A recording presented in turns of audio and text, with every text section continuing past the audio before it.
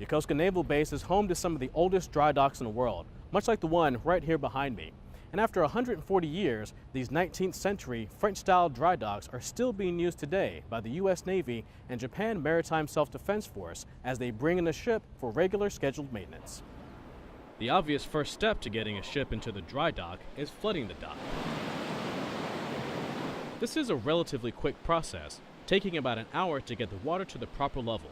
Once filled, it's time to remove the barrier called a caisson, then the real work begins. For today's evolution, we got a chance to dock one of the JMSDF ships Suma. It is a big evolution, it takes all day. We have a very large qualified watch team that consists of US Navy and our Japanese workforce. Everybody works together. Everybody has to be on point and ready to react quickly to make sure that the ship stays safe. But before they can bring in the ship, divers have to make a very crucial check. To make sure that the sill where the gate to the dry dock rests is free and clear of debris. That way it can actually form proper seal and they can pump all the water out without more water rushing in.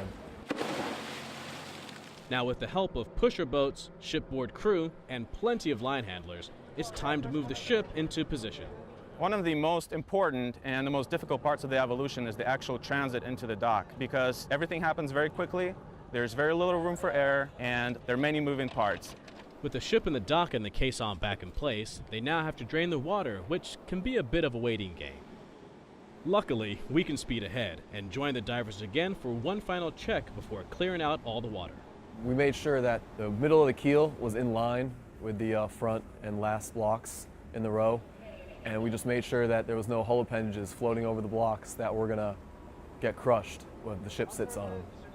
I want to credit the success of today's evolution to the teamwork and dedication of the US Navy watch team and the Japanese workforce.